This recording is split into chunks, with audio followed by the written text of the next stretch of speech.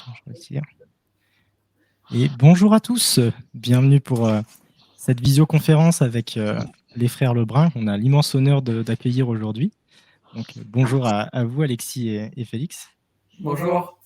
Voilà, synchro. Vous êtes synchro. C'est parfait. Ok.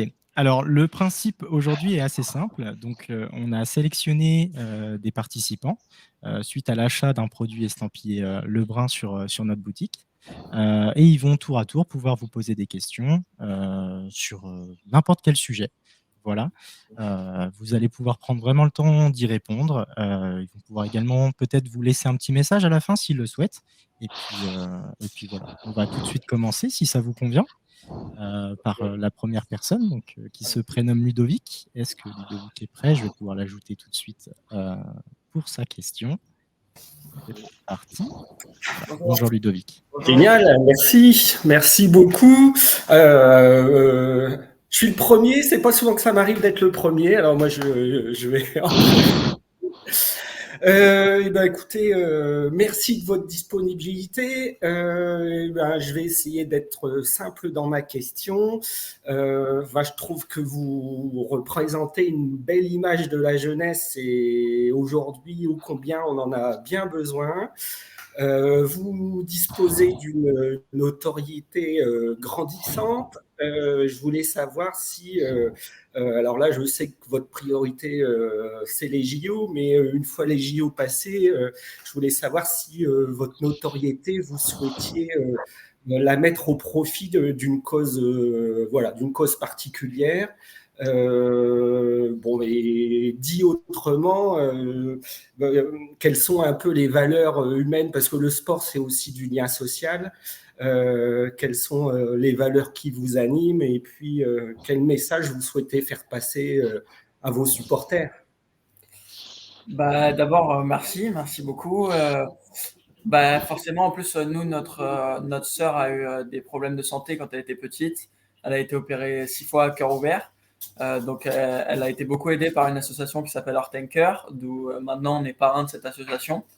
Donc, si on peut se permettre, avec le niveau qu'on a et notre notoriété, de pouvoir aider l'association et aider des associations aussi autour de cette cause, ça serait vraiment super pour nous et on est super heureux d'être parrain de Heart and Care. Super, mettez-le encore plus en avant alors, parce qu'il faut que ça se sache, c'est génial. Ouais. Il a tout dit, donc on espère pouvoir mettre un peu en avant tout ça. Très bien. Et voilà, c'était tout simplement ça. Je vous remercie beaucoup à tous les deux. Merci. Ludovic, est-ce que vous souhaitez laisser un petit message aux frères Lebrun avant de partir? En plus de votre question? Un petit message, ne changez rien. Comme je disais tout à l'heure, vous représentez une belle image des vraies valeurs. Alors moi, autour de la persévérance, la solidarité, votre disponibilité, la simplicité dans le bon sens du terme. Donc changez rien et puis vous suivre, en tout cas, moi qui ai 48 ans, ça me donne une deuxième jeunesse. Donc continuez comme ça. Merci beaucoup. Voilà, merci. Merci à vous. Au revoir, merci. Au revoir. Voilà, parfait. Une première question, donc très intéressante. Si ça vous convient, on va tout de suite enchaîner avec une autre personne. On a Raphaël qui attend pour poser sa question. Est-ce que ça vous convient? On peut y aller? Ouais, pas de souci, parfait. Voilà. Bonjour Raphaël. Bonjour. Voilà. Donc, est-ce que vous voulez vous présenter avant de poser la question? Oui. Alors, vous venez de quel club? CPR. CPR La Rochelle.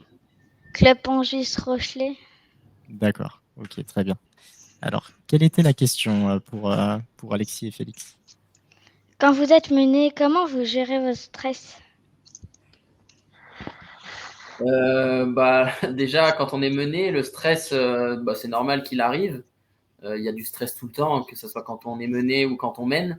Donc, je pense que l'important, c'est d'accepter et de penser à autre chose. Et c'est là ouais, il faut qu'on arrive à switcher entre notre stress et le jeu. Et c'est ça, quand on switch bien entre le stress et le jeu, c'est là où on arrive à bien jouer. Donc, on essaie vraiment de se focaliser sur le jeu, les choses qu'on a à faire et de pas trop penser aux conséquences. Est-ce que je suis mené? Est-ce que je vais perdre? Des choses comme ça. Donc, c'est vraiment de se concentrer sur le jeu, la tactique, la technique. Ça c'est chacun qui choisit un peu ce sur quoi il a à se concentrer. Mais c'est vraiment essayer de se concentrer sur le jeu pour moi. Merci. Comme il l'a dit, il a à peu près tout dit, hein, mais moi, c'est à peu près la même chose. J'essaie de me recentrer sur le jeu, d'essayer de penser au point suivant et pas trop penser à ce qui vient de se passer. Et puis l'accepter aussi, accepter d'avoir du stress, ne pas essayer de le refouler, de se dire que c'est normal et de jouer avec aussi et d'apprendre à le gérer. D'accord.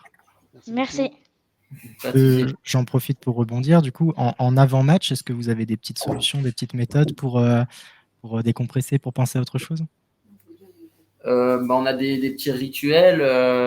Après, moi, je suis quelqu'un qui n'est pas super stressé avant les matchs. Ça vient plus pendant, mais c'est sûr que à l'échauffement, on a tous un peu nos petits rituels. Pour ma part, j'ai besoin de prendre quand même un peu de temps entre la fin de mon échauffement et le match pour aller aux toilettes, aller au vestiaire, me changer. Je relis un petit peu mes notes. J'ai un petit carnet où je note ce qui me semble important de relire avant le match. Et donc, je fais tout ça et après, j'arrive au match et là, je me mets dans ma bulle et là, je me concentre quand je mets le pied dans l'aire de jeu, en fait. D'accord. Et pour Félix? Moi, j'ai moins de rituels. Ça dépend un peu de mon état aussi du jour, de mon échauffement. Puis, si je suis au début de la compétition pour mes premiers matchs ou si je suis un peu plus loin dans la compétition, par exemple, le premier jour, je vais vouloir m'échauffer, arriver 2 heures avant la salle, m'échauffer assez longtemps. Alors que par contre, quand c'est les 2 derniers jours de la compétition, j'aurais plus besoin de temps. Je pourrais jouer que 25 minutes et me sentir vraiment à l'aise. Donc, ça dépend de mon état. Et juste avant le match, je refais une petite activation physique. Pareil qu'Alex, je relis les notes que j'ai sur mon adversaire avec Nat. On en reparle un petit peu. Et puis derrière, je me mets dans ma bulle. Je fais 2-3 sprints, faire des activations physiques. Et après, on y va au match. D'accord, très bien. Voilà. Est-ce que vous voulez leur passer un dernier message avant de nous laisser? Bonne continuation pour gagner les JO, peut-être. Merci. On espère. Beaucoup. Au revoir. Voilà. Au revoir, merci. Au revoir. Alors, ce que je vous propose avant qu'on passe à la personne suivante, on a des gens qui ont été sélectionnés, qui avaient des questions, mais qui malheureusement ne pouvaient pas être présents. Donc, on a décidé de lire ces questions pour eux. Alors, la première question que j'ai, c'était quel effet ça fait, quelle sensation, on va dire, on a à être parmi désormais les meilleurs du monde?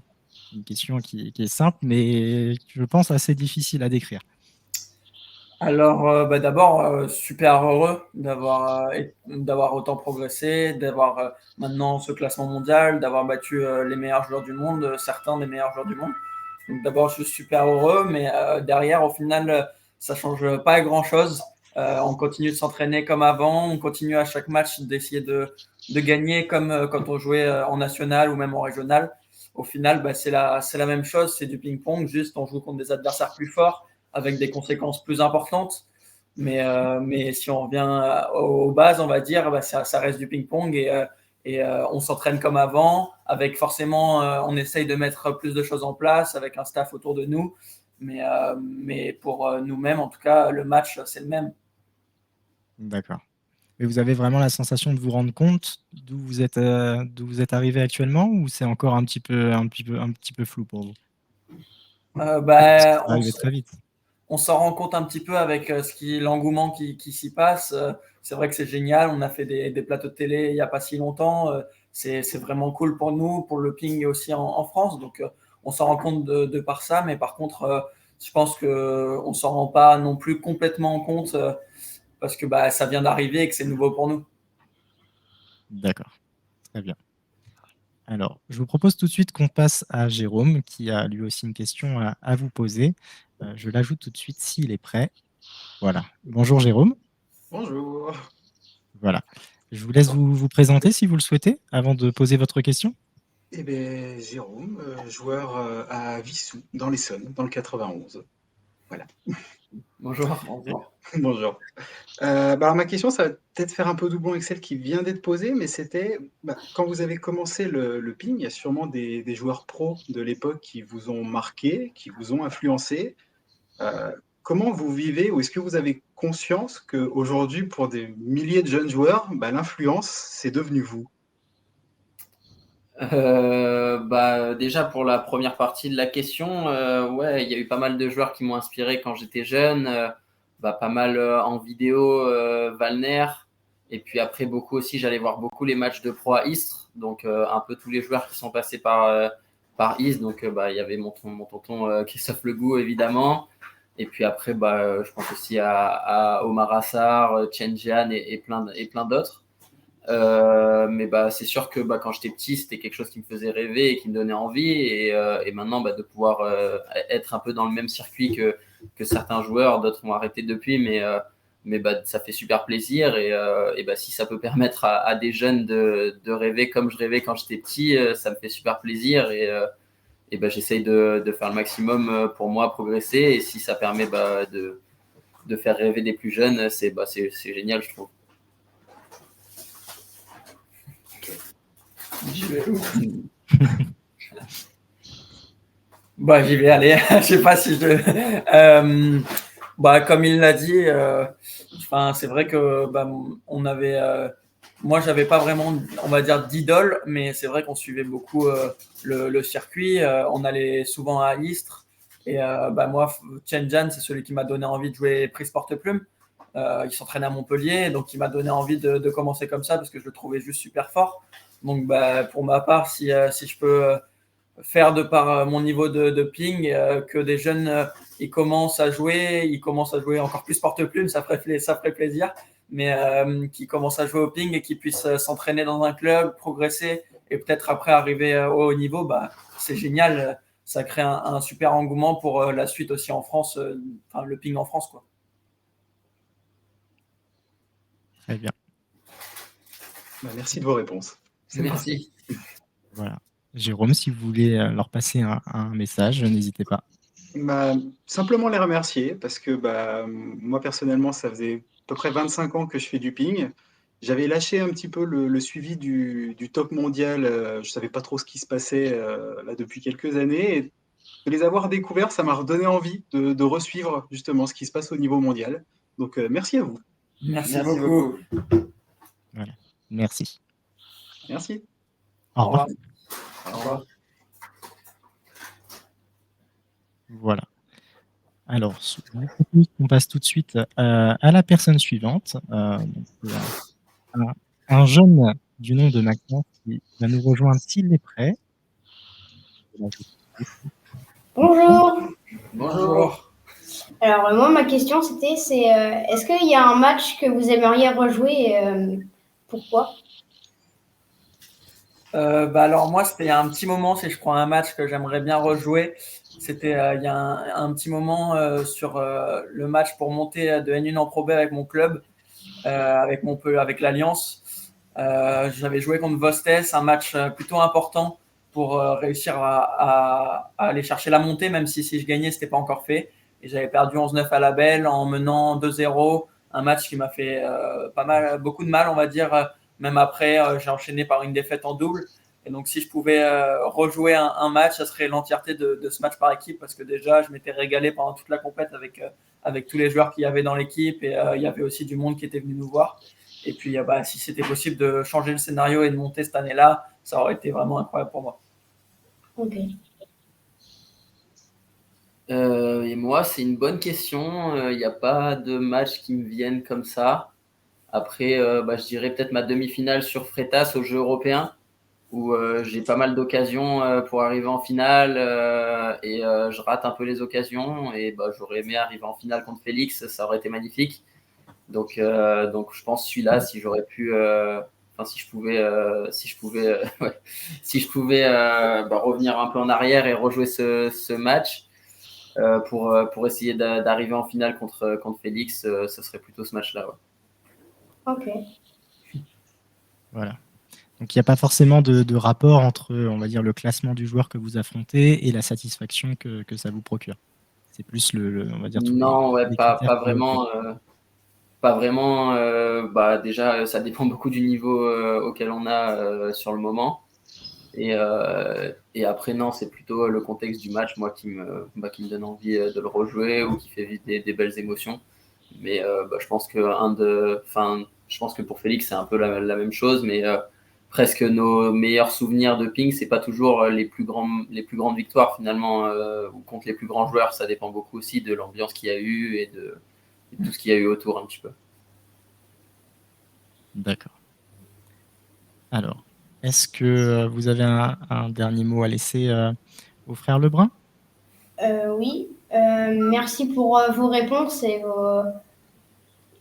et vos, et vos, et vos, et votre disponibilité. Merci. Et si vous passez dans le coin à Deauville, ça serait bien qu'on fasse 2-3 balles. Et merci encore. Merci pour tes beaucoup, questions. merci beaucoup. Bonne continuation. Ouais, Merci, au revoir. au revoir. Toi aussi. Merci. Au revoir. Voilà. Comme tout à l'heure, je vous propose qu'on enchaîne avec une question d'une personne donc, qui n'a pas pu être présente. Alors, voilà, j'en choisis une parmi la liste.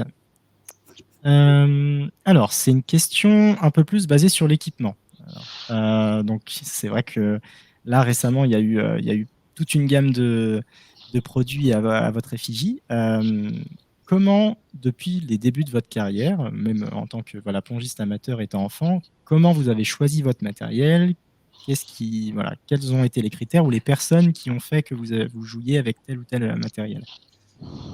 Alors, on a toujours essayé de penser relâchement d'abord sur notre technique, notamment avec mon père qui a beaucoup été là-dessus et après qui a été aussi nos entraîneurs quand on était plus petits, Nathanaël au tout départ, après Jérémy, moi, Olivier Wazana, puis maintenant Nathanaël, on est beaucoup sur le relâchement technique. Et pour ça, du coup, on a mis des plaques assez lentes au départ, avec moi un bois aussi très très lent.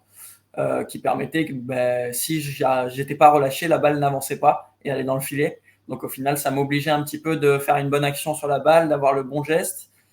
J'ai commencé notamment avec un bois panda déjà qui était maquillé. Après, j'ai joué avec le bois ZLC In Air Force de Butterfly parce qu'il n'y avait que ça, donc j'avais pas vraiment de choix en porte-plume. Mais je jouais avec des plaques très lentes, LKT, au départ. Et puis derrière Spinard, c'est des plaques vraiment très dures qui accrochent beaucoup mais qui sont lentes. Puis ensuite, je suis passé avec Dinning 09C et maintenant avec Tibar hybride K3. Et ça reste que mon bois est assez lent, que c'est des plaques quand même qui accrochent beaucoup, qui sont assez dures. Donc c'est vraiment comme ça que, en tout cas, moi j'aime jouer avec des plaques dures qui accrochent beaucoup. Ça me permet de, quand je fais le bon geste, que ma balle parte vite et qu'elle soit aussi avec une très bonne qualité. Mais par contre, c'est sûr que quand tu te loupes, ça se voit encore plus et ça plonge assez vite qu'avec une plaque qui irait plus vite. Mais je pense que pour apprendre à faire le bon geste, c'est intéressant d'avoir des plaques qui t'obligent à le faire. Tout à fait. Là, c'est vrai que c'est intéressant. C'est un peu l'innovation qu'il y a eu ces dernières années au niveau des revêtements. C'était donc les fameuses plaques avec une surface semi-collante ou collante, à l'image des hybrides K3 que vous utilisez. On voit de plus en plus de professionnels utiliser ce type de revêtement. Vous vous y êtes mis aussi. Et en plus, même côté revers, ce qu'on voit un petit peu moins. La transition, elle s'est faite comment là, quand vous êtes passé, alors que ça soit même avec d'autres marques? Elle s'est faite assez facilement ou ça vous a demandé pas mal d'adaptation? En fait, comme a dit Félix, on a un peu toujours joué avec des plaques dures. Moi, juste, j'ai pas joué avec des plaques dures pendant que j'étais blessé au coude parce que ça me faisait mal au coude en fait de jouer avec cette plaque-là. Mais sinon, que ce soit Félix ou moi, on a vraiment toujours joué avec des plaques dures en coup droit. Et très vite, moi, j'ai aimé jouer aussi avec en revers. Donc finalement, ça s'est fait assez naturellement. Et dès qu'on a essayé des plaques dures, que ce soit avant ou maintenant avec les hybrides K3, je dirais que ça nous a plu et pour moi, c'est ce qui me permet aussi de pouvoir exprimer mes gestes à fond. Et j'aime bien le bruit, l'impact que ça donne et la courbe que ça met à la balle. je trouve que ça m'aide bien, donc c'est pour ça que je préfère jouer avec des plaques dures. D'accord, très bien. Voilà, merci pour ces réponses. Alors, j'ai vu qu'il y avait une autre question sur le matériel qui avait été posée par une autre personne, mais avant ça, on va tout de suite reprendre avec les personnes sélectionnées. Donc là, on a Anthony qui attend pour poser sa question. Je vais tout de suite l'ajouter. Oui, bonjour. Voilà. Bonjour. Alors, moi, je suis de Montpellier, donc on n'est pas loin. On est déjà venu vous voir à Montpellier et à Nîmes aussi. Et d'ailleurs, je crois que c'est dans le seul sport où il y a une alliance Montpellier-Nîmes. Bon, c'est un autre débat. Alors moi, ma question, elle est simple. Je suis dans un petit club de ping-pong, d'ailleurs, que j'embrasse, les épongistes cornésiens, voilà, à 20 km de Montpellier. Moi, ma question, je voulais savoir comment vous gérez cette saison particulière en vue des JO. Si vous essayez de... je ne vais pas porter la poisse, mais peut-être la peur de la blessure déjà. Ou si vous visez des tournois un peu prestigieux pour essayer de grappiller encore quelques places au classement mondial pour être tête de série au JO.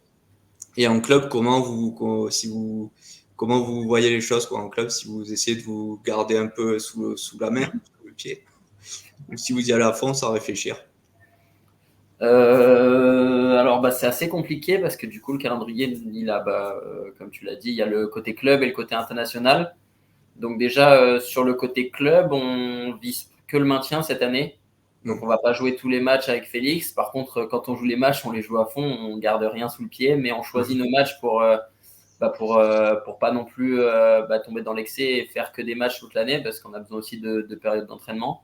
Donc, on va pas jouer tous les matchs, on va jouer juste suffisamment pour essayer de se maintenir. Et derrière, le calendrier international, c'est trouver l'équilibre. En fait, l'enjeu, c'est de trouver l'équilibre entre le classement, qui est super important au vu des jeux et des têtes de série, mais aussi le niveau, parce que c'est ça qui est le plus important. Donc, il y a besoin aussi de moments de récupération, de moments d'entraînement. Donc, ça, on en parle beaucoup avec notre staff et on essaye de trouver le meilleur équilibre pour avoir assez d'occasions de marquer des points et aussi pouvoir s'entraîner au maximum pour que le niveau il soit le plus haut possible, parce qu'à la fin, c'est quand même ça le plus important. Ouais. D'accord. En tout cas, on est à fond derrière vous, que ce soit en club ou pour les JO. On sera à fond derrière vous. Merci, c'est gentil. Merci. Voilà. Merci. À bientôt. À bientôt. Au revoir. Merci. Au revoir. Alors, j'ajoute ce que je vous propose de faire tout de suite, c'est on a aussi certains clubs qui ont voulu vous poser des questions. Donc là, il y aura peut-être un petit peu plus de questions différentes qui vous seront posées. Je vous propose qu'on accueille tout de suite un premier club. Donc c'est le club de Saint-Lys Olympique, s'ils sont disponibles. Voilà, pour que vous puissiez répondre à leurs questions. Ça vous va? Ouais, parfait. Oui. Oui, bonjour. Bonjour. Donc Patrick Savoldelli, président du club de Saint-Lys. Donc on est enchanté de pouvoir converser avec vous.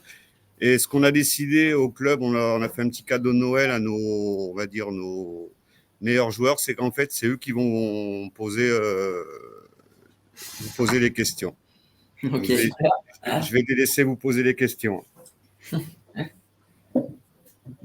Bonjour. Quel a été le match Quel a été le match le plus dur de votre vie que vous avez joué? Alors, le match le plus dur, je dirais que c'est difficile d'en choisir un, mais forcément, quand on joue les meilleurs joueurs, pour aller les battre, c'est plus compliqué. Donc, je dirais quand j'ai joué contre Malong là à Francfort, c'était récent, mais il a vraiment joué à un super niveau. Et pour aller chercher la victoire, c'était vraiment compliqué. Et après, par contre, ça donne aussi envie de repartir à l'entraînement parce que j'ai pas envie d'accepter le fait qu'il m'ait dominé sur ce match-là. Et j'ai envie de le rejouer le plus vite possible pour essayer d'aller le chercher. Mais je pense que si j'avais un match à dire, ça serait lui. Okay. Moi, un peu comme Félix, c'est pas facile d'en choisir un, mais je dirais le match contre Darko Djordjic au championnat du monde, où j'ai pris une petite caisse 4-0, où c'était compliqué. Et c'était une belle déception au championnat du monde, donc je pense que c'était celui-là le plus dur à jouer. Ok. Merci beaucoup. Pas de souci, merci.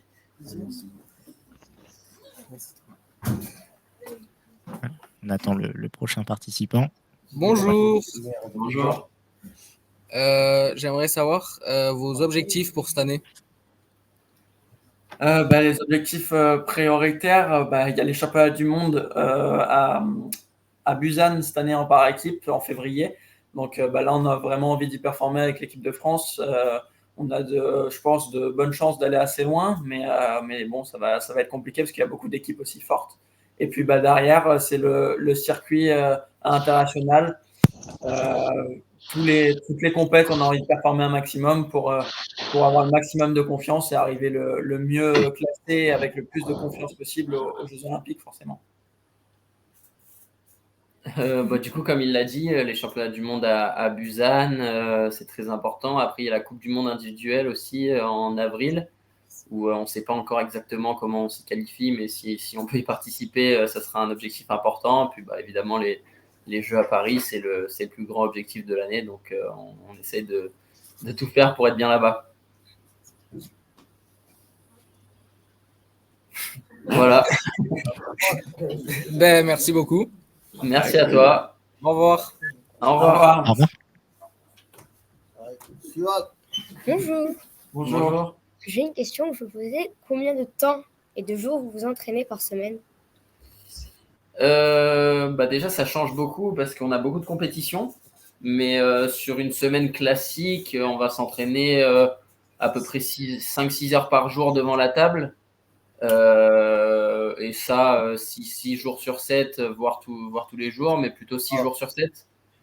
Et derrière, à ça, on rajoute tout ce qui est travail physique, travail de soins du corps, donc chez le kiné, tout ça.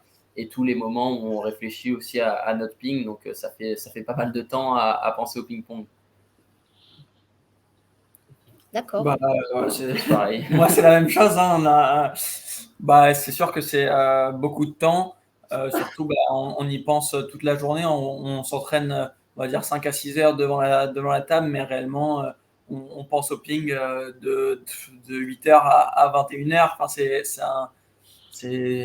tout le temps, quoi. Il n'y a pas d'arrêt, mais par contre, c'est sûr qu'on fait le maximum pour pouvoir progresser le plus possible, quoi. D'accord, merci beaucoup. Merci à toi. Bonjour. Bonjour. Bonjour. Alors j'ai vu sur une émission que vous étiez en train de jouer aux échecs en même temps de faire un match. Ça sert à quoi de faire ça? Vas-y. Alors, oui, du coup, c'était un exo de notre préparateur physique, Jérémy Sureau. Et en fait, tout simplement, c'était pour travailler, de réussir à garder sa lucidité, de garder sa tête, comme on dit, au moment où on est fatigué, et que ça soit parce qu'on est sous pression à 9-9 à la velle ou parce qu'on vient de faire un gros point en top. Il faut être capable derrière d'être assez lucide pour faire le bon choix de service ou la bonne remise. Et du coup, c'était pour ça, un peu pour simuler la fatigue du ping-pong et le besoin de lucidité pour jouer aux échecs. Donc, c'est pour ça qu'on a fait cet exercice-là. Ouais. Vous le pratiquez toujours, cet exercice? Parce que la vidéo date un petit peu, je crois, maintenant. Ça fait un moment qu'on ne l'a pas fait, mais ça peut nous arriver de faire d'autres trucs du même style, mais on fait moins avec les échecs parce qu'on joue moins aux échecs en ce moment. C'était juste un moment où on jouait beaucoup aux échecs. C'est quand même quelque chose qu'on ne fait pas... pas tous les jours, quoi, parce que forcément, quand c'est passé à la télé, on nous en parle beaucoup, mais c'est quelque chose qu'on fait de temps en temps, qui rajoute un peu de fun dans l'entraînement et qui permet aussi de travailler d'autres choses. Très bien. D'accord.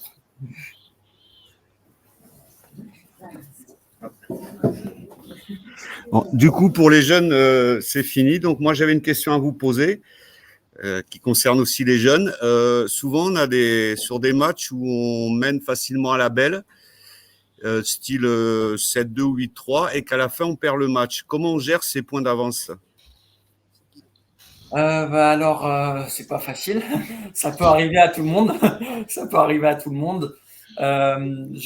pense, moi, ce que j'essaye de faire, en tout cas, quand je sens que l'adversaire commence à remonter, j'essaye de pas trop penser au score, de mettre juste le maximum d'intensité, de mettre de l'énergie, de jouer tous les points sans trop réfléchir à sa remontée, en essayant juste de se dire, moi, si par exemple, s'il y a 8-3, je suis à 3 points d'être à 11. Donc, si je me focus vraiment à 1000% et que je me dis chaque point, ça me rapproche de la victoire, ça me donne une motivation encore plus grande. Et puis après, ça me fait, ça me motive et j'essaye de pas trop penser au score parce que souvent ça stresse et juste penser à m'encourager, à crier Chobayo et puis à y aller, quoi.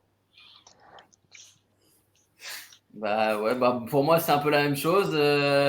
Comme il l'a dit, il faut essayer de ne pas trop penser au score, essayer de se concentrer sur plutôt le jeu, quel choix tactique on doit faire et pas d'essayer de se dire je menais 8-3, il est déjà à 8-5, il est en train de remonter, ça va pas. Donc, vraiment de se concentrer, de se dire j'ai encore 3 points d'avance, donc j'ai encore le temps, je peux peut-être essayer tel service parce que je pense que c'est une bonne solution et essayer vraiment de réfléchir à la tactique. Très bien, merci beaucoup. Merci. En tout cas, je vous remercie beaucoup et puis continuez comme ça et puis restez simple comme vous êtes. Merci beaucoup. Merci beaucoup. Bonne on vous remercie le club de Saint-Lys. Merci. Au revoir. Alors, voilà, on va tout de suite pouvoir enchaîner sur des nouvelles questions. Si vous n'avez pas la gorge trop sèche, ça va ?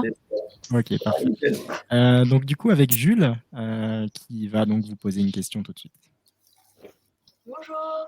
Bonjour. Oui, alors moi, ma question, c'était comment vous faites pour gérer les études et le ping-pong en même temps? Alors moi, j'ai eu mon bac déjà. Donc maintenant, je passe le DGEPS pour être entraîneur. C'est au Crêpes, juste à côté de la salle. Et donc, c'est très aménagé. J'y vais quand je peux. Et quand je peux pas, c'est fait à distance. Donc, la priorité, c'est mon entraînement. Et quand j'ai un peu de temps libre, je fais un peu d'école. Mais la priorité, c'est vraiment l'entraînement et le ping. Et pour moi, je suis au lycée, je suis en terminale.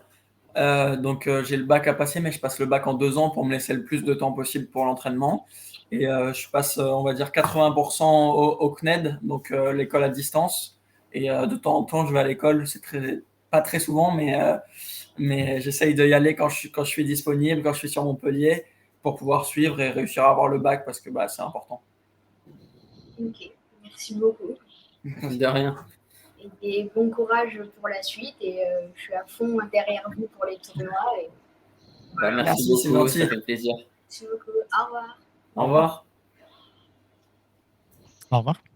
Au revoir.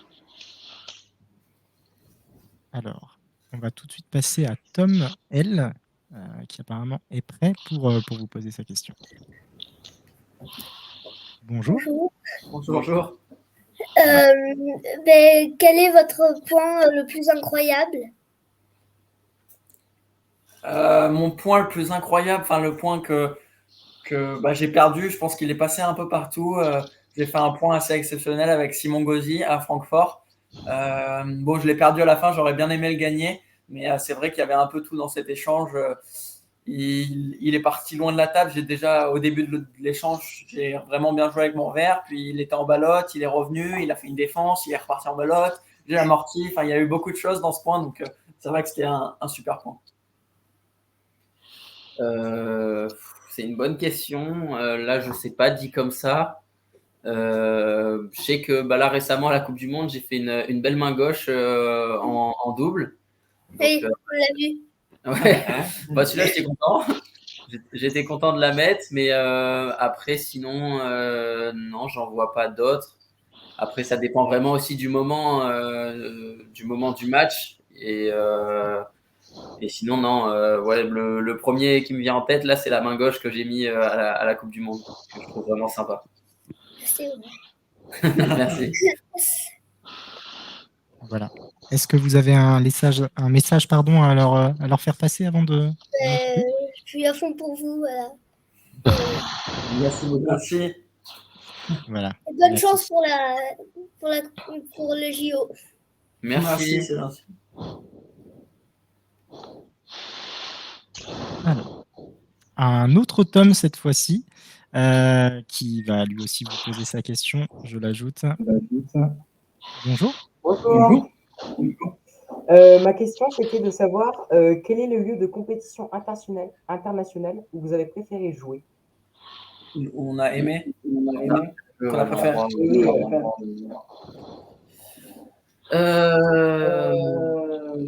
Je pense que c'est quelque chose de différent. Je pense là, la dernière compétition avec vous, aussi les champions qu'on a joué à Macao et à Xinjiang. Donc, moi, si je dois en garder qu'un, je pense que je dirais Macao où j'ai trop bien joué. Donc là-bas, la salle est remplie, c'est bien, la salle est super jolie, elle est tout le temps remplie, donc c'est assez bien de jouer là-bas. Et pour moi, pareil, comme je dis, c'est quand même vraiment sympa. Il y a mais je retiendrai encore plus la première fois que je suis allé au Japon. C'était vraiment fun. Et j'ai fait une compétition là-bas, dans la salle où il y a eu lieu d'ailleurs les Jeux Olympiques de Tokyo. Et c'était une salle géante, du coup, il y avait beaucoup de monde. C'était comme un tournoi en France, mais c'était au Japon. Donc il y avait aussi tous les niveaux et je m'étais vraiment régalé. Enfin, j'avais vraiment kiffé ce moment-là. La salle d'échauffement, on était à 1 balle sur 6. Enfin, c'était vraiment encore différent et j'en ai vraiment un bon souvenir. D'accord. Eh ben, changez rien en tous les cas parce que vraiment vous êtes super fort. À la table, c'est incroyable. Merci. C'est vraiment un plaisir de ouf à vous regarder jouer. En fait, c'est impressionnant, vraiment. Merci. Bonne continuation et bonne chance pour les JO. Merci, au revoir. Beaucoup. Merci. Au revoir. Au revoir. Alors, je vous propose qu'on accueille tout de suite à nouveau un club qui va certainement avoir une multitude de questions à vous poser. Donc là, c'est le club de Vauvillers TT. S'ils sont disponibles, s'ils nous écoutent, je les ajoute tout de suite. Voilà. Bonjour. Bonjour les gars. Je vais donner la parole aux enfants. Félicitations pour votre parcours et votre ascension à très haut niveau. Bravo. On a 2 questions pour vous. Tu vas, Louis ? Si vous avez un conseil à donner, lequel serait-il? À des enfants qui apprennent déjà. Un conseil, ça serait d'abord juste se faire plaisir en jouant. C'est un conseil important, je pense, parce que si on veut progresser, il faut vraiment aimer ça, parce qu'il faut en faire beaucoup. Et puis après, faire s'entraîner le plus possible, aimer ça, avoir un club ou un staff autour de soi qu'on apprécie et qui a des compétences, des très bonnes compétences. Et je pense que c'est parti après pour une belle progression. Merci. Et moi, un peu comme il a dit, je pense surtout de se faire plaisir, de s'entraîner en étant très sérieux, mais aussi de profiter des entraînements pour se faire plaisir, rigoler. Donc, je pense qu'on peut faire les deux. En fait, on peut réussir à être sérieux en se faisant vraiment plaisir. Donc, pour moi, c'est ça la meilleure chose à faire quand on s'entraîne. Merci. Deuxième question, est-ce que vous avez un plan pour réussir à battre les Chinois? Plan. Non, j'ai pas un plan comme ça. Je devrais peut-être le demander au Père Noël qui me le donne. Mais non, le principal, je pense, c'est de continuer à s'entraîner. Après, forcément, on essaye de les analyser pour essayer d'avoir des tactiques sur chacun. Mais déjà, ils sont plusieurs à être très forts, donc il faut avoir des tactiques différentes sur chaque joueur parmi les meilleurs mondiaux. Et après, c'est vraiment continuer de s'entraîner, essayer de progresser au maximum. Et après, d'apprendre de chaque match contre eux pour arriver à un jour les battre. Mais je pense que pour les battre, il faut réussir à les perturber, donc d'essayer un peu de cultiver notre différence dans notre style de jeu pour essayer de les embêter un petit peu. C'est bien dit. Ouais, c'est bon, il a tout dit. Voilà. Ça marche, merci. On a des petits problèmes de co. Merci les gars pour la disponibilité. Encore félicitations. Merci beaucoup. Merci, au revoir. Merci beaucoup. Félicitations. Merci. Merci. Au revoir. Voilà. Alors, j'ajoute tout de suite une nouvelle personne. Donc, c'est Nathanaël voilà, qui va pouvoir se présenter et vous poser sa question. Bonjour. Bonjour. Ma question, c'est comment vous sentez-vous avant les matchs? Stressé, un petit peu stressé avant les matchs, toujours ce petit stress qui monte plus le match se rapproche, mais aussi beaucoup d'envie. À chaque fois, j'ai hâte d'y aller. La veille, je suis déjà excité pour le lendemain de jouer contre souvent maintenant les meilleurs joueurs du monde. Donc, excité, j'y vais avec aussi beaucoup de plaisir. Dès le début du match, je me dis que ça va être sympa, mais le stress est là forcément. Et après, il faut apprendre à le gérer petit à petit parce que c'est impossible à refouler. Et il faut le garder avec soi, mais le modifier en stress positif pour réussir à développer son ping, celui qu'on produit à l'entraînement, voire même mieux. Du coup, un peu comme il l'a dit, forcément, on est stressé.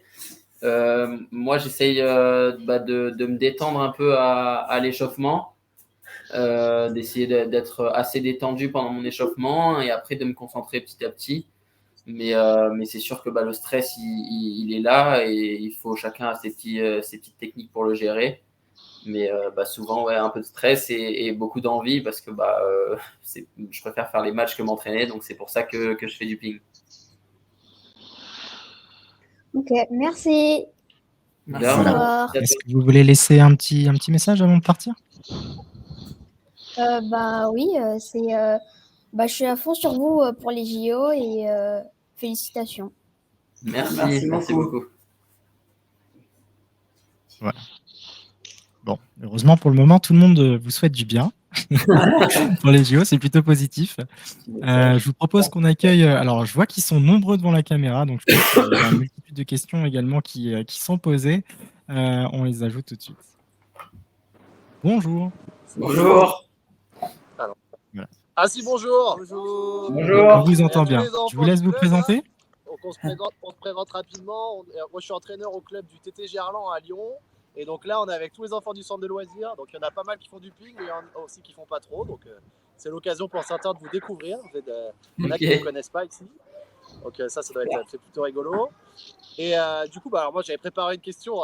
C'est plutôt un hasard que je sois ici au centre de loisirs avec eux. Et là, ma question, c'était est-ce que vous avez un coaching improbable qui vous vient à l'esprit, le coaching le plus marquant que vous avez eu depuis vos débuts en compétition jusqu'à maintenant? Un truc, je sais pas, une stratégie un peu improbable qui aurait marché ou quelque chose qui vous a marqué sur un coaching? Toi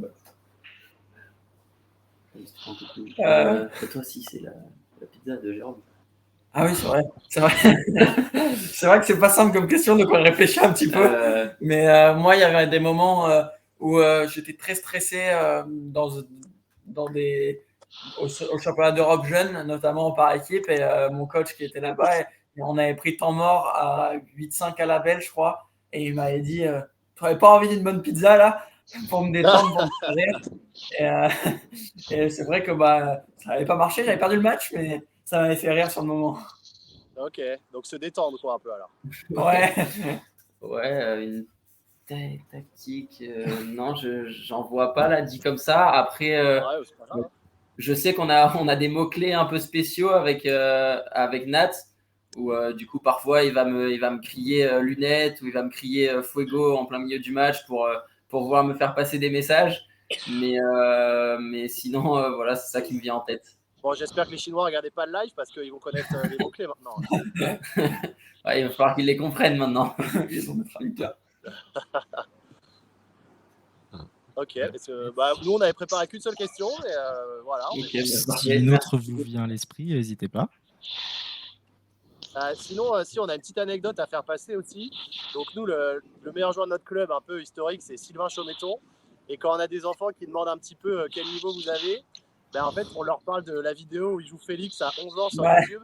où il prend Allez, 3-0 par un gamin de 11 ans, alors que Sylvain, il était numéro 600 à l'époque, quoi. Et ici, c'est un peu Ouais. l'idole du club qui bat tout le monde, quoi. Je m'en souviens bien parce que moi, c'était une perf pour moi, j'étais, je crois, 18 ou 19. Ouais. Et je l'avais battu. Et j'ai vu là une interview, il est passé à la télé, non, c'est ça, il a dit. Ouais, sur BFM, ouais. Ouais, il y a eu une interview sur le club, ouais. Ah oui, c'est lui. Ouais. Du coup, les J'ai enfants, son à chaque frère fois, on aussi leur à parle de ce Monkey match, et puis, des fois, on met la vidéo sur le vidéoprojecteur pendant les vacances pour leur montrer et tout. Donc, voilà. Et puis, moi, à titre personnel, en tant qu'entraîneur, en tout cas, je voulais vraiment vous féliciter parce que je trouve que c'est un super beau message sur la façon d'entraîner, le fait que vous ayez développé vraiment des compétences particulières tous les deux. Donc à la fois en prise porte-plume, d'avoir un joueur qui n'est pas nécessairement dominant au coup droit, c'est vraiment intéressant, je trouve. Et puis de faire des services essuie-glace dans le top 100 mondial, je ne pensais pas que je verrais ça un jour. Donc en tout cas, voilà, c'était vraiment pour vous féliciter par rapport à ça. Vous avez vraiment réussi à construire un style de jeu qui vous est propre et qui vous ressemble. Et je trouve que c'est super bien par rapport à tous les dogmes qu'on peut avoir des fois quand on est entraîneur. Ça apporte un message vraiment rafraîchissant, quoi. Bah, merci beaucoup. Merci, c'est gentil. Bon courage en tout cas. Merci. Au revoir. Allez, Au revoir. Au revoir, merci. Au revoir. Allez. Voilà. Donc, ce que je vous propose, c'est qu'on passe à une nouvelle personne. Alors, je vais vérifier tout de suite si elle nous entend bien. Alors, au nom de Philippe. Bonjour, est-ce que vous nous entendez? Il y a plusieurs Philippe, alors non, il n'y en a qu'un. Moi, c'est les jeunes là qui sont sur l'image. D'accord. Hein, voilà, c'est ça, c'est l'orgue, hein, dans le Var. Bonjour. Ok. Bonjour. Alors nous, on est tout nouveau. Hein, on a créé le club depuis le mois d'avril. Donc là, je suis avec un groupe de jeunes qui a une moyenne d'âge de 9 ans, 10 ans. Et puis moi, j'ai posé la question par écrit. Ce qui m'intéressait de savoir, et que c'est pour eux surtout pour leur avenir sportif, c'est à quel moment vous avez senti que vous vous détachez des autres, c'est-à-dire que vous alliez vers la performance et le haut niveau. À quel moment de votre carrière, à quel âge à peu près? Ben, c'est vrai que moi, en tout cas, dès le départ, j'ai vu que j'avais des bons résultats. Donc, ça m'a donné envie de progresser, d'être le plus fort possible. Mais je pense qu'il y a eu un déclic. Ça a été quand même au confinement où on a pu s'entraîner, nous deux, dans la cave. On a fait énormément de physique, ce qui nous a permis de bien progresser pendant que certains ne pouvaient pas le faire. Et quand on est revenu, on a directement très bien performé. Et après, il y a notre staff d'aujourd'hui qui s'est monté aussi autour de nous, qui a fait que ça a encore accéléré, je pense, la progression. Et je pense que c'est ces deux facteurs qui ont fait qu'au bout d'un moment, on a un peu plus avancé que certains. Mais ouais, je pense que, comme je l'ai dit juste avant, je pense que c'était à ce moment-là, il y a 3 ans et demi, il y a eu un petit déclic. Quand les compètes ont repris juste après le Covid, on s'est dit, on a remarqué que même quand on s'entraînait avec des joueurs qui faisaient partie des meilleurs, il y a Eric Jouty qui était venu à l'entraînement à Montpellier. Quand on voit qu'à l'entraînement, on rivalise, ça motive. Et pour moi, comme a dit Félix, un peu le même moment, mais c'est vrai qu'après, depuis qu'on est assez petit, on a eu des bons résultats. On a tous les deux gagné 2 fois les Euromini Champs et tous les deux une fois sans perdre de 7, il me semble. Félix avait perdu quelques points de moins que moi, on avait compté. mais du coup, depuis petit, on a quand même eu des bons résultats. Mais puis après, moi, j'ai été beaucoup blessé, donc je ne suis pas resté numéro 1 français. Et puis, c'est sûr, après, comme il l'a expliqué, tout ce qui s'est passé après le confinement, ça s'est bien accéléré. Voilà. D'accord, merci.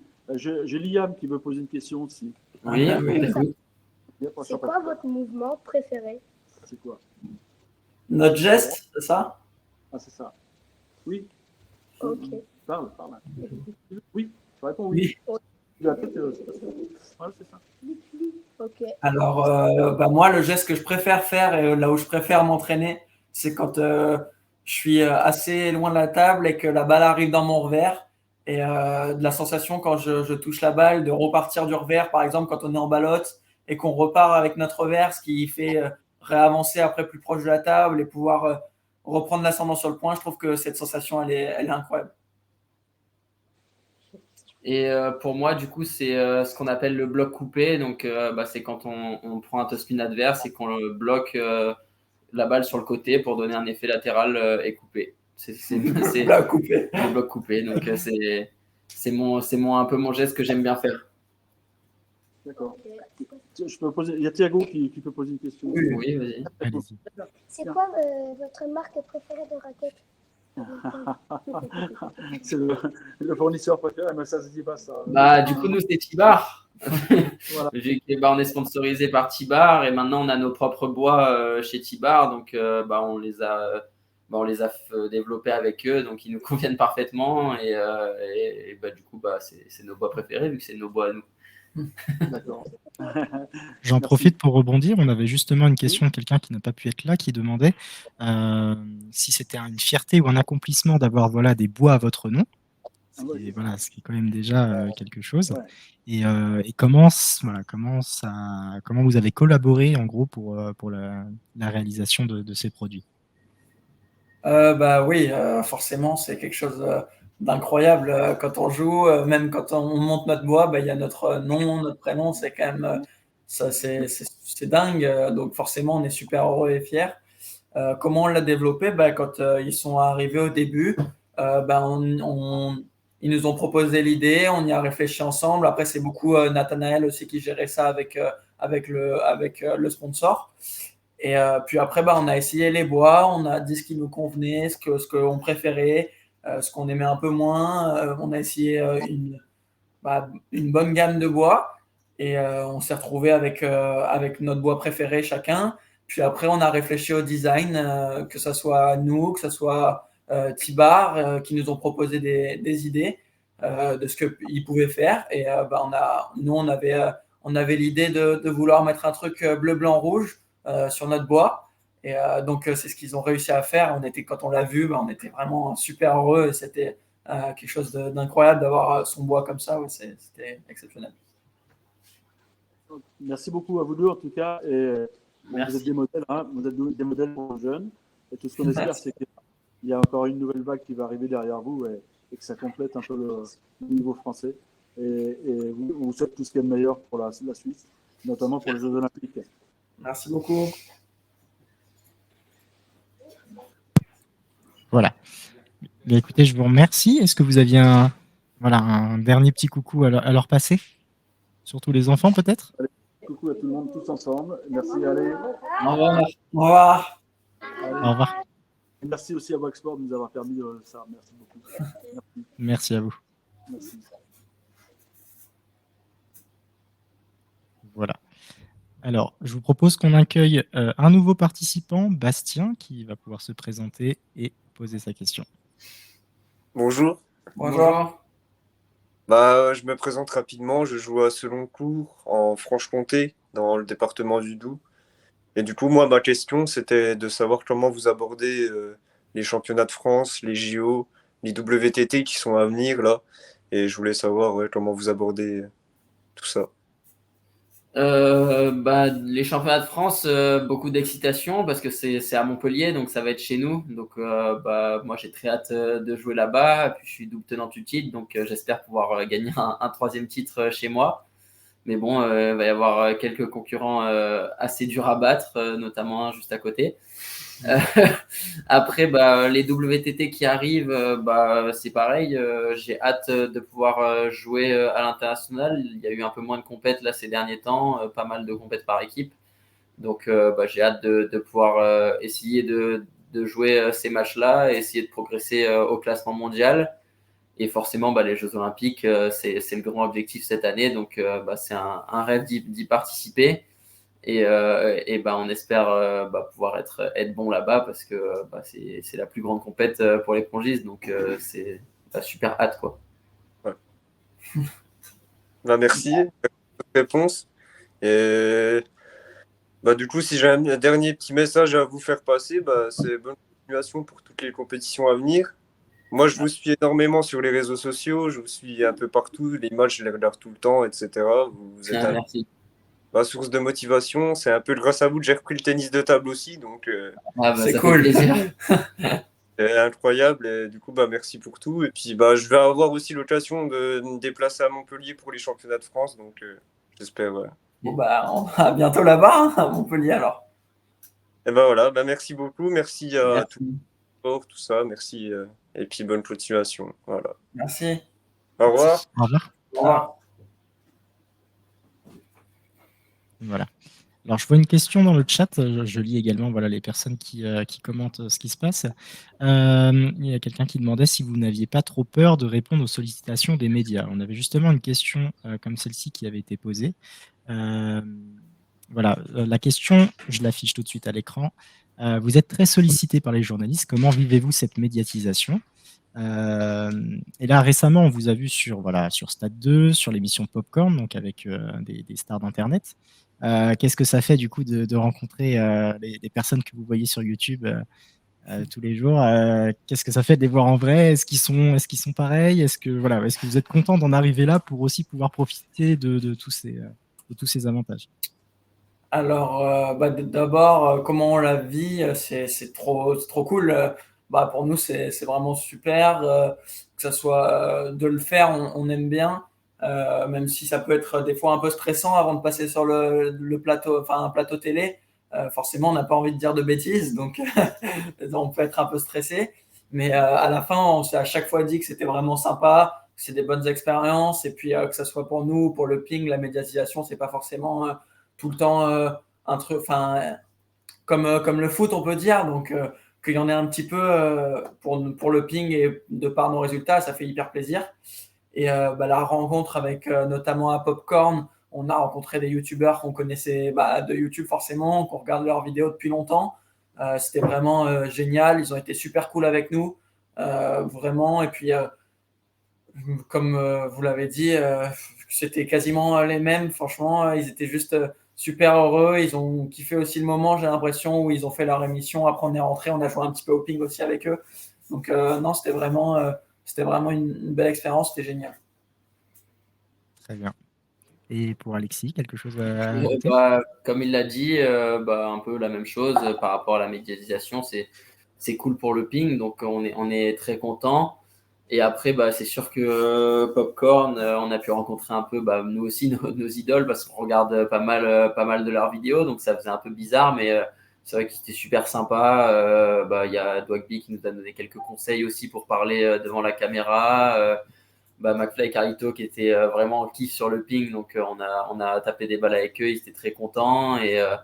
Et voilà, Domingo a été super sympa aussi. Il nous a, moi, il m'a pas mal parlé avant l'émission par message, donc c'était très cool de pouvoir les rencontrer.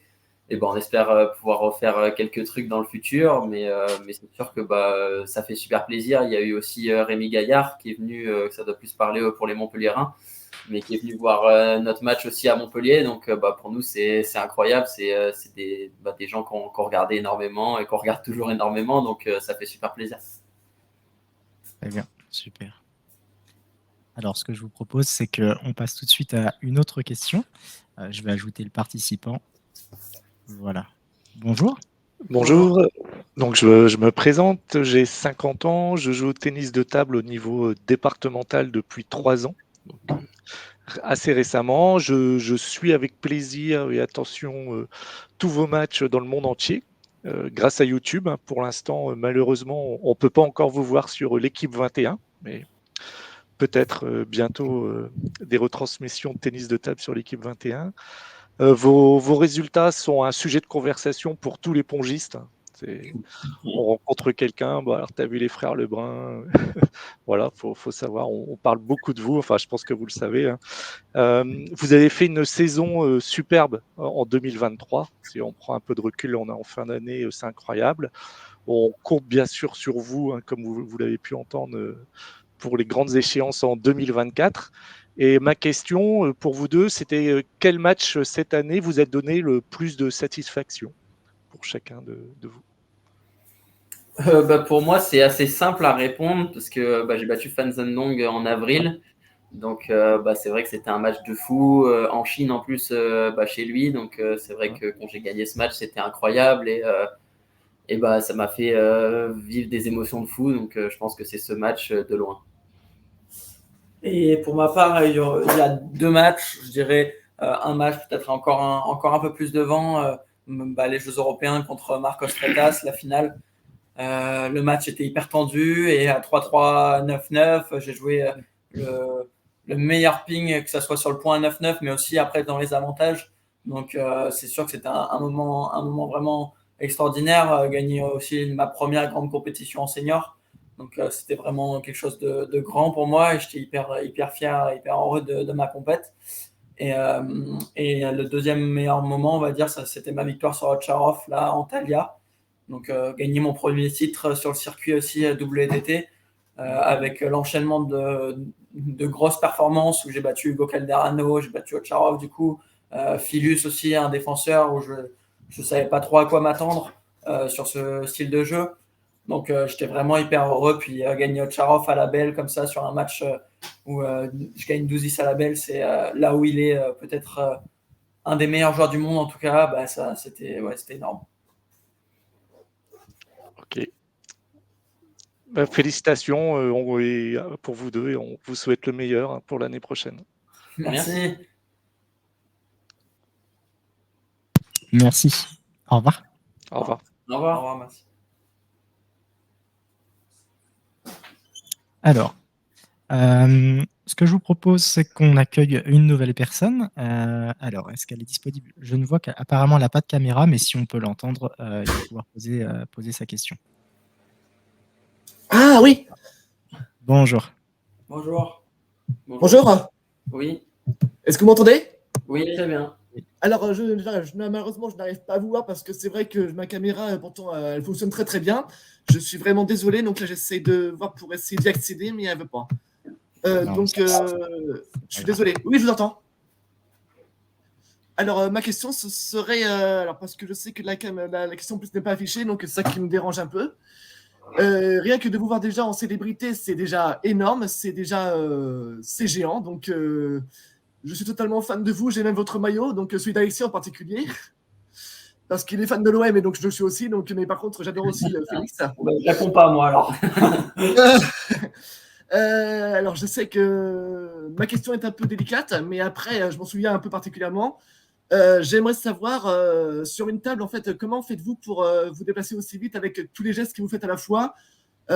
Comment faites-vous pour accélérer votre jeu aussi rapidement que ça? Parce que moi, je suis sur une table et je n'arrive pas à bouger, je suis très statique. Je pense que c'est de l'entraînement, en fait. C'est vraiment la répétition au quotidien. Et qui fait que maintenant, on arrive à le faire aussi vite parce que c'est complètement ancré en nous. En fait, on n'y réfléchit plus. On se demande pas, là, est-ce que je dois bouger vite ou est-ce que je dois bouger de telle manière? Ça se fait naturellement et c'est pour ça qu'on arrive à faire plein de choses en même temps parce que pour 90% des choses qu'on fait, en fait, on n'y réfléchit pas et ça se fait complètement naturellement. Donc, je pense que il n'y a pas de secret. C'est à l'entraînement que ça se travaille et il faut en faire beaucoup. D'accord, ok, parce que c'est vrai qu'effectivement, on me le répète sans arrêt à l'entraînement, j'essaie de me déplacer au maximum, mais je reste trop statique sur mes pieds, donc j'arrive pas à me déplacer dans les deux sens, donc c'est un peu compliqué. Et surtout que là, je sais que vous pouvez pas me parler, donc malheureusement, j'en suis vraiment désolé, mais j'ai votre maillot Alexis de Tibar, justement. Et j'attends votre bois avec impatience, parce que du coup, je kifferais de l'acheter, parce que je suis très agressif sur le jeu, et j'ai un jeu un peu atypique. Donc, du coup... Et quand je vous vois en vrai, enfin quand je vous vois à la télé, je suis fan de vous, mais totalement, quoi. Donc tous les adversaires que vous avez explosés, c'est très très chaud. Merci. Et par contre, j'espère que pour les jeux, vous irez le plus loin possible parce que franchement, vous êtes des stars et donc vous, je suis totalement fan. Donc donnez-vous à fond, soyez de véritables guerriers et surtout ne lâchez rien, quoi qu'il arrive. Merci beaucoup. Au revoir. Et ma dernière, j'ai aussi une dédicace à faire, spécialité. Enfin, je crois que c'est plus spécial pour toi, Alexis ou Félix, parce que vous êtes tellement jumeaux que je crois que vous vous ressemblez à deux gouttes d'eau. Je sais pas, parce que je crois que ça concerne le lieu parce que vous étiez à Antibes. Il y a une dame en fait avec qui vous avez pris une photo, qui s'appelle Sonia Duhamel, qui est habillée en rouge, et elle joue avec moi petit Trévis dans ce club. Et donc elle voudrait vous passer en fait le petit bonjour. D'accord, bonjour à elle. Bonjour. Donc voilà, je suis désolé en fait que vous ne me voyez pas sur la photo, mais j'ai eu un petit problème avec ma caméra, alors que normalement ça n'aurait pas dû se produire, donc je suis vraiment désolé. Pas de souci. Et donc par contre, est-ce qu'il y aurait un moyen que je puisse vous suivre pour tous les matchs? Pour nous suivre, il faut suivre WTT sur YouTube et puis nos réseaux sociaux. On annonce les matchs sur nos réseaux sociaux à chaque fois. C'est ça, on met les liens aussi. Donc en regardant nos stories sur Instagram ou nos réseaux sociaux sur Facebook, Twitter, etc. Normalement, il y a tout le lien des matchs et après. D'accord, ok. Parce que sinon, je sais que je ne sais pas si vous avez un Facebook ou je ne sais quoi, parce que si je peux vous mettre en contact et tout, enfin, je ne sais pas si c'est possible, bien sûr, parce qu'en tant que pongiste, on peut se compléter. On a un Facebook, ouais, on a une page Facebook où D'accord. vous abonner. En tout cas, donc, je vois. Pardon, excusez-moi, monsieur. Vous avez également, oui, un canal sur Instagram, c'est ça? Vous mettez pas mal d'informations, des petits sondages, des choses sympas. Donc voilà, j'en profite également pour ceux qui veulent les suivre et voir un peu plus de contenu insight, on va dire, donc de contenu voilà, vu de l'intérieur. Vous pouvez les suivre voilà, sur ce petit canal sur Instagram. Très sympathique. D'accord, ok. Donc, par contre, en tout cas, c'est un vrai plaisir de vous rencontrer. Donc, j'espère un de ces jours, parce que moi, je suis en Ile-de-France, donc au lycée Trévis de 94. Si un jour vous passez dans le coin, n'hésitez pas, parce que du coup, ce serait bien de vous rencontrer et de voir à peu près qui sont les vraies stars françaises, quoi. Merci, ouais. Merci. En tout cas, je tiens en tout cas à vous féliciter pour tout ce que vous faites, parce que les médailles d'or pour vous, ça vous y connaît très très bien. Donc, continuez à en ramener, ce serait super. Et passez le bonjour également à tous les pongistes français. Donc, je pense à Le Besson, plus comment il s'appelle Pavade aussi. D'accord, ouais, on leur passera le bonjour. Et donc, continuez comme ça, les gars. Donc, ramener des médailles, c'est important parce que la France en a besoin. Surtout vous. Hein. Merci beaucoup. Merci beaucoup et bonne continuation à vous, en tout cas, les gars. Merci, au revoir. Au revoir. Au revoir. Voilà, ce que je vous propose, avant de continuer, avant de poursuivre, c'est comme tout à l'heure, de passer à des questions donc, qui ont été posées par des gens qui malheureusement ne sont toujours pas là. Alors, j'avais une première question, c'était quelles sont vos passions et activités pour vous détendre loin du ping? Alors, j'avais cru comprendre, j'avais entendu parler de jeux vidéo, c'est bien ça? En partie. Alors, le sport en général, dès qu'on a un peu de temps, on aime bien aller faire un tennis, aller faire un paddle, aller faire au city, jouer au basket, au foot. Enfin, on est très sportif de base. Et puis après, je pense comme beaucoup, les jeux vidéo, on amène notre Switch de temps en temps pour pouvoir jouer aussi. Et les séries, films sur Netflix par exemple. Ouais, assez normal, assez classique. D'accord.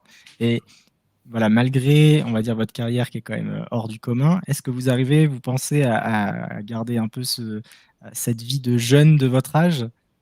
Parce qu'en étant aux quatre coins du monde, c'est un peu parfois compliqué. Mais est-ce que vous pensez pouvoir arriver à concilier les deux? C'est sûr que c'est une vie différente. Après, on a quand même les mêmes passions, on a les mêmes centres d'intérêt que pas mal de jeunes. Quand on se retrouve tous les deux dans la chambre, on joue à FIFA, on joue à Fortnite, comme tout le monde. Mais on a juste un peu moins de temps pour le faire, donc on joue un peu moins longtemps et on joue peut-être, je sais pas, une fois dans la semaine quand on a un peu de temps. Mais c'est sûr que on pense déjà, la priorité c'est le ping, et quand on a un peu de temps libre, derrière les centres d'intérêt, c'est un peu assez classique, un peu comme tous les jeunes, je pense. D'accord. Alors j'ai une petite remarque que j'affiche à l'écran, je ne sais pas si vous la voyez. Ouais, ça, apparemment. De temps en temps, mais c'est à toutes les compètes qu'on l'apporte. De plus en plus, on va dire. Avant c'était de temps en temps, et maintenant on voit que c'est quand même sympa de fois. Par exemple, quand on a perdu, on se réfugie un peu, on va jouer tous les deux. C'est ça. Voilà. Alors, j'avais une autre question également. Je ne vais pas vous mentir, celle-ci, elle vient de moi-même. J'avais pu voir sur d'autres interviews, par exemple, Ovtcharov qui donnait un petit peu des anecdotes sur certains joueurs. Voilà, il parlait de ce qu'il pensait de tel ou tel joueur ou on va dire, d'une caractéristique du joueur. Donc là, en l'occurrence, c'était Malong. Il expliquait que donc Malong, qui est multiple champion olympique, etc., pour ceux qui ne le connaissent pas, et qui est réputé pour son coup droit, il expliquait que, par exemple, ça vient de la vitesse de son bras droit, etc. Il donnait des détails particuliers. Est-ce que vous avez des détails vraiment marquants sur tel ou tel joueur que vous avez pu rencontrer? Question compliquée. Alors, par exemple, Fan Zhendong, on peut dire qu'il a un coup droit assez différent. Souvent, on dit au départ de ne pas trop aller derrière la fesse en coup droit, qu'il ne faut pas prendre une amplitude hyper grande. Et c'est vrai que Fan Zhendong, en coup droit, il a une technique peut-être pas comme on la demande, en tout cas aux jeunes petits, ou quand tu progresses, quand tu t'entraînes, on essaye d'avoir une technique, c'est pas le bon mot, mais peut-être vraiment propre. Et je pense que au final, quand tu vois tout le top 100 mondial, ce qui ressort, c'est que chacun a sa propre technique, chacun a son propre style de jeu. Et donc, c'est aussi une manière de voir le ping et de se dire qu'il y a plusieurs chemins, qu'il n'y a pas qu'un seul chemin, pas qu'une seule technique, que chacun est différent. Et je pense que ça, c'est important de continuer d'exprimer ça. Je pense que dans le top 100 mondial, ça se voit, il y en a des porte-plumes, gauchers, droitiers, un joueur qui est plus fort en courant, un joueur qui est plus fort en revers. C'est vraiment très varié. Il y a des défenseurs, donc je pense qu'il y a beaucoup de chemins pour y arriver. D'accord. Et oui, c'est vrai que en plus, j'ai l'impression qu'en ce moment, c'est un petit peu tendance, les bizarreries, on va dire, entre le service d'Alexis qu'on a vu beaucoup sur les réseaux sociaux. Qu'est-ce qu'on a pu voir d'autre? On a pu voir, même il y a encore quelques années, il y a des gestes qu'on voyait très peu, la fameuse strawberry, tous ces gestes-là, on les voyait assez peu. Voilà. Est-ce que Alexis, tu as quelque chose à nous dire sur un joueur en particulier? Ouais, en termes de style de jeu un peu particulier, moi ça me fait penser à Truls Morgar aussi, qui a une prise de raquette totalement différente, qui lui permet d'avoir un énorme coup droit et en revers qui lui permet vraiment de claquer de manière très agressive, un peu à plat. Donc c'est assez particulier à jouer en face, c'est pas des balles qu'on a l'habitude et c'est sûr que il l'utilise plutôt bien, donc c'est un peu sa caractéristique à lui et c'est ce qui a fait la particularité de son style de jeu. Mais comme a dit Féfé, je pense que tout le monde a ses petites particularités, que ça soit Otcharov qui a aussi une technique complètement différente des autres, même nous qui avons une technique aussi différente, très différente, que ce soit Félix ou moi. Donc je pense que tout le monde a ses petits trucs un peu différents. D'accord, merci. Alors, je vous propose qu'on passe à un nouveau participant, Romain, qui va pouvoir donc se présenter et poser sa question. Alors, bonjour. Bonjour. Alors moi c'est Romain, je viens de Saint-Sauveur dans le 79. Donc j'ai une question à improviser. Est-ce que vous avez un style de jeu particulier que vous jouez contre vos adversaires ou vous variez votre style de jeu? Je pense qu'on n'a qu'un seul style de jeu. Après, ce qu'on va varier, c'est plus des choses tactiques, des choses techniques, mais on a tous un style de jeu qu'on peut pas vraiment changer. C'est ce qu'on fait nous-mêmes et je pense que Félix, ça va être plus un joueur de vitesse, moi plus un joueur un peu plus loin de la table. D'accord. Mais derrière, après, on a des petites adaptations. Sur certains joueurs, je vais devoir essayer de jouer un peu plus en vitesse, mais c'est pas pour ça que je vais jouer comme Félix, parce que j'en suis pas capable. Et Félix, sur certains joueurs, va avoir besoin aussi de jouer un peu plus loin de la table, un peu plus en puissance, et il va le mettre en place dans son style de jeu à lui. Il va pas copier ce que je fais. Donc, je pense que c'est plus des adaptations qu'on a tous, mais je pense qu'on a un style de jeu qui domine quand même. D'accord. Ouais. Ok. Félix, quelque chose à ajouter? Ouais, je pense qu'au début des matchs, en tout cas, on essaye quasiment à chaque fois d'imposer notre style de jeu. Je pense qu'on a chacun de notre côté des points forts qui peuvent faire mal aux adversaires. Donc, on essaye d'abord d'imposer notre style de jeu sur beaucoup de joueurs. Et puis, après, au fil du match, forcément, il y a des orientations tactiques. Des fois, par exemple, moi qui suis plus un joueur basé en revers, de temps en temps, je sais que j'ai besoin de me reculer un peu, mais pas beaucoup quand même, mais un petit peu pour prendre plus mon coup droit, pour pouvoir un peu plus jouer en puissance sur des joueurs, par exemple, qui relèvent dans mon revers assez profond. Donc en revers, c'est difficile de jouer au-dessus. Donc de temps en temps, je vais devoir prendre, c'est pas beaucoup, mais c'est un ou deux pivots dans le set qui peuvent après perturber mon adversaire et me faire gagner le set plus facilement que si je restais en revers. Donc je pense que d'abord, il faut imposer son jeu, essayer en tout cas, et puis après, voir par rapport à comment le match se passe. D'accord. Voilà. Est-ce que vous avez un mot à leur laisser avant de nous laisser? J'espère que vous allez gagner les JO. J'aimerais que vous les gagniez. Merci, nous aussi. Pour la France. puis merci pour cette visio. C'était sympathique. Merci. Merci. Alors, ce que je vous propose maintenant, on a quelques questions dans le chat qui ont été posées. Donc, je vais en afficher certaines et si vous voulez bien y répondre, voilà. Ok. Alors, une question que je vais du coup vous lire. La prise de raquette est-elle importante aujourd'hui en ce qui vous concerne tous les deux? Moi, c'est quand même une caractéristique particulière. Jouer en prise porte-plume pour un Européen, il y a Dankyu et moi. Donc, c'est assez rare. Et je pense que ça reste quelque chose d'important d'avoir, en tout cas jeune, essayé les deux, voir lequel te plaît le plus. Mais au fil du temps, après, je pense que chacun est adapté et habitué à sa prise de raquette. Et c'est pas ça qui va faire que c'est pas à cause de la prise de raquette que tu vas être très fort ou à l'inverse. C'est pas grâce à ça non plus, je pense. Donc, c'est plutôt au début, je dirais que c'est important d'avoir essayé les deux. Mais au fil du temps, après, de toute façon, quand tu as fait ton choix, tu t'y lances à fond et tu t'y plais. Donc, je pense qu'après, il n'y a plus trop besoin de réfléchir. D'accord. Et pour Alexis? Pour moi, c'est pareil. Je pense que chacun a une prise de raquette un peu différente et il faut juste que ça nous convienne bien, mais il n'y a pas de meilleure il n'y a pas de bonne ou de mauvaise prise. Moi, par exemple, je change assez souvent de prise, que ce soit pour faire un coup droit, un revers, une poussette, un flip. J'ai vraiment beaucoup de prises différentes. Et après, tout le monde a ses petites habitudes au niveau de sa prise, mais c'est très dépendant des sensations de chacun. Donc, il n'y a pas de bon ou de mauvais choix. D'accord. Alors, petite question technique, là, pour la prise porte-plume, Félix, en tant qu'expert, j'ai vu qu'en fonction des régions, ils mettaient plus ou moins de doigts derrière la raquette pour la maintenir. Combien de doigts tu poses derrière la raquette? Pour ceux qui ont envie d'essayer, pourquoi pas, ça peut peut-être vous donner des indications. Peut-être que j'ai... c'est pas grave. J'ai un bois. Ouais, juste un bois pour montrer, ce sera peut-être plus simple. Ouais, ça sera peut-être plus parlant. Parce que je sais qu'on a beaucoup de gens qui sont intéressés par cette prise. Qui se demandent comment bien tenir. En gros, pour moi, je pose mes 2 doigts déjà à l'avant, comme ceci. Et derrière, j'ai 3 doigts superposés.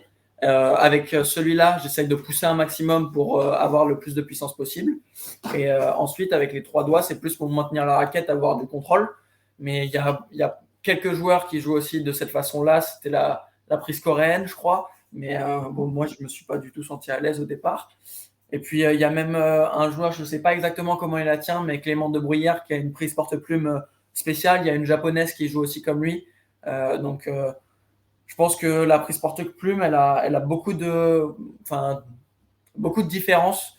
Moi, je vais utiliser celle-là parce que c'est comme ça que je l'ai apprise petit, que j'ai vu Chen Zhan jouer avec les 3 doigts derrière comme ceci. Et comme je me suis directement senti à l'aise, alors que par exemple, juste les 3 doigts même resserrés comme ça ou un petit peu plus comme ça me bloquait j'avais la sensation que ça me bloquait un petit peu le poignet envers. Donc, j'ai préféré garder comme ça, ouvert, pour avoir de la puissance avec ce doigt, mais en même temps, garder du contrôle en revers et pouvoir m'exprimer comme j'avais envie. D'accord, très bien.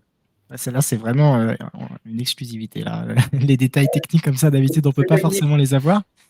Donc, c'est super intéressant, merci. Alors, on a une question également sur on va dire, les joueurs chinois. Donc, je vous l'affiche tout de suite à l'écran. Que dit la presse chinoise vous concernant? Vous craignent-ils réellement? Vous ont-ils proposé de devenir chinois? On a connu à l'époque un surnom qui avait été donné à Simon Gauzy, c'était le tueur de Chinois. Bon, les choses ont peut-être changé quelque peu depuis, mais de votre côté, qu'est-ce que ça donne? Je sais pas, je comprends pas le chinois, donc je sais pas ce que dit la presse chinoise. Après, est-ce qu'ils nous craignent? Je pense que oui. Après, ils craignent un petit peu tout le monde parce qu'ils veulent rester les meilleurs, mais je pense que Félix, là, il a fait quelques très bons matchs contre eux. Moi aussi, j'ai fait des bons matchs face à eux. J'en ai gagné quelques-uns. Félix aussi, donc je pense qu'ils nous craignent forcément. Après, non, ils ne nous ont pas proposé de devenir chinois, mais pour l'instant, ils sont plus forts que nous et c'est nous qui devons progresser pour réussir à les battre. Mais eux, c'est sûr qu'ils nous ont beaucoup analysé et ils essayent de tout faire aussi pour continuer de nous battre. D'accord, très bien. Voilà. Une autre question. Alors, petite question rigolote. Un match entre vous, vous inverseriez les prises. Qui gagnerait? Malheureusement, c'est Félix. On l'a fait des milliers de sets et j'en gagne pas beaucoup. Voire 1 sur 1000, quoi. Mais, encore dans tous les petits jeux comme ça, souvent, c'est moi qui perds. Mais alors celui-là, s'il y en a bien un que je gagne quasi tout le temps, c'est celui-là. Ouais, bah, il est quand même très fort en prise orthodoxe, Félix, donc c'est compliqué de le battre. Par contre, côté main gauche, je pense qu'il y a avantage à Alexis, c'est bien ça? Ouais. C'est ça. Main gauche, par contre, je perds pas. Là, on a vu des changements de main assez impressionnants en match officiel. Donc, vous êtes assez peu à faire ça, je crois, parmi les professionnels. Il y a Timo, forcément, qui est connu aussi pour le faire souvent. J'ai vu qu'il. Moi, je l'ai rentré une seule fois en match dans ma vie, alors qu'Alex, il l'a rentré plusieurs fois. Mais. Ouais, après. Esteban d'or. Esteban d'or aussi, qui est champion, mais il est gaucher, lui, il prend la main droite en jouant par équipe ensemble. Donc, avec lui, on se fait pas mal de matchs de main opposée. Ouais. Mais après, c'est pas. Enfin, je pense pas que ce soit le truc le plus dur à faire, mais il y en a qui sont plus. Félix, en général, il est déjà en revers sur la balle, donc il n'a pas besoin de changer de main. Et moi, comme je joue un peu plus loin, ça m'arrive d'être un peu débordé. D'accord. Alors, j'ai une autre question. Ça concerne une compétition. Le top 16 européen de Montreux en Suisse. Voilà. Et apparemment, il y aura pas mal de gens qui font le déplacement. Donc, comment allez-vous appréhender cette compétition? Déjà, s'il y a un bon public français qui fera le déplacement, c'est cool. Ça va être sympa. Je pense que ce soit Alexis ou moi, on a de bonnes chances. En tout cas, on a nos chances pour aller loin. On a déjà battu les meilleurs joueurs européens. Donc, forcément, on y croit d'aller chercher une médaille, voire le titre. Après, notre préparation, ça va être là. Ça commence un peu dès maintenant. L'entraînement, beaucoup d'entraînement. Puis derrière, il y a le Club Finals à Doha qu'on va aller jouer tous les deux. Alexis enchaîne sur une autre compétition, mais moi, je reviens à Montpellier m'entraîner pendant une semaine et demie pour être le plus près possible pour le top 16. Donc voilà, beaucoup d'entraînement, du travail physique. Et puis après, comment on va appréhender la compétition? Comme une compétition importante, mais on va l'appréhender de la même manière que n'importe quel match. Ça reste des matchs de ping, donc c'est quand même la même chose à la fin. Mais forcément, il y aura une petite pression parce que c'est une compétition où on a envie de bien performer. D'accord. Voilà. J'ai une autre question, j'en profite. Là, vous êtes nombreux à nous poser des questions, donc je m'en sélectionne quelques-unes. Donc là, c'est une question sur le physique. Alors, faut pas le prendre mal. C'est vrai que voilà, les deux gabarits, quand vous êtes l'un à côté de l'autre, on voit une différence. Est-ce que ça s'explique par le style de jeu? Est-ce qu'il y a une raison à ça? Est-ce que vous pouvez nous en dire plus? Oui, je pense que ça s'explique par le style de jeu. On n'essaie pas de développer les mêmes choses, puisque moi, je joue un peu plus loin de la table, donc j'ai besoin d'un peu plus de puissance, tandis que Félix joue plus proche en vitesse, donc son physique aussi est plus adapté à son style de jeu. Après, pour répondre, non, il bosse beaucoup son physique. Je pense il bosse énormément, surtout en ce moment. Et c'est juste que il le développe de manière à ce que ça lui convienne aussi pour son jeu. Donc, je suis plus costaud que lui. C'est aussi naturellement. Mais par contre, non, il bosse beaucoup son physique et moi aussi. Et je pense que c'est adapté aussi à notre style de jeu. Aussi, Alexis, il y a eu une période où il a été un peu plus blessé, notamment au coude, où il a fait énormément de physique. Donc, il a développé aussi des cuisses énormes. Mais moi, là, en ce moment, c'est vrai qu'on fait beaucoup de physique, que je m'entraîne parce que on sait que c'est un axe de progression qui est aussi normal dû à mon âge. À 17 ans, souvent, en tout cas, on n'a pas le physique d'un homme de 28 ans ou de 25 ans. Donc, c'est quelque chose qu'on travaille et j'espère que je vais progresser le plus vite possible, même si c'est quelque chose où il faut accepter d'être un peu patient parce que ça ne vient pas en 2 jours. D'accord. Et justement, en parlant de programme voilà, pour se renforcer les muscles, est-ce que c'était plutôt au poids de corps au vu de ta jeunesse, Félix, ou est-ce que déjà tu pouvais mettre des poids et avoir un programme vraiment de musculation en parallèle aux entraînements techniques? Alors, ça fait pas longtemps, on va dire, que je commence à mettre un peu plus de poids. Avant, forcément, quand tu es en pleine croissance, surtout là, les 2 ans pas cette année où j'ai un peu grandi, mais que c'était pas comme l'année dernière et l'année encore avant. Donc, quand on est en pleine croissance, on essaye de faire attention parce que c'est là où on peut. Moi, j'ai une scoliose aussi au dos qu'il faut faire attention. Donc, on faisait beaucoup avec des élastiques au poids du corps. des exercices de vitesse sans mettre trop de charge. Mais depuis, on va dire, je sais pas, 1 an, 6 mois. Ouais. Tu as quand même mis des poids avant. Ouais, mais pas autant qu'aujourd'hui, on va dire. Ça fait 1 an vraiment qu'on s'est mis réellement à mettre un peu plus de poids, essayer de développer la puissance. Et ben, on va continuer là pendant les prochaines années. Très bien, merci. Alors, j'ai une dernière question à vous poser, si ça vous convient. Une question qui, oui, là, c'est assez marquant en vous voyant l'un à côté de l'autre aussi. Vous portez tous les deux des lunettes, ce qui est assez rare dans le milieu du ping à ce niveau. Est-ce que cela vous gêne ou pas? Avez-vous pensé aux lentilles? Alors, lentilles ou lunettes, voilà, il y a des lunettes de sport conçues pour ça. Est-ce que ça vous a jamais gêné? Du coup, on n'a pas la même correction. Moi, je vois vraiment pas grand-chose quand j'ai pas mes lunettes. Félix, c'est une toute petite correction. Moi j'ai essayé les lentilles, mais ça m'a pas réussi. J'arrive pas à les mettre du tout. Donc je garde les lunettes parce que ça me va bien comme ça. Et non, en fait, j'ai pris l'habitude, donc ça me gêne plus du tout. Et pour moi, comme il l'a dit, j'ai une très petite correction. On m'a même dit que je pouvais jouer sans au bout d'un moment. Donc si j'avais envie, je pourrais jouer sans. J'ai déjà joué des matchs sans mes lunettes. Parce qu'en fait, au départ, j'ai mis mes lunettes à cause de... Quand je regardais la télé, j'avais un problème, c'est que je la regardais de travers, donc ça me créait des torticolis. Et puis en fait, quand j'étais petit, je les perdais tout le temps. Donc mes parents, ils m'ont dit, faut les mettre tout le temps, non parce que comme ça, tu les perdras plus.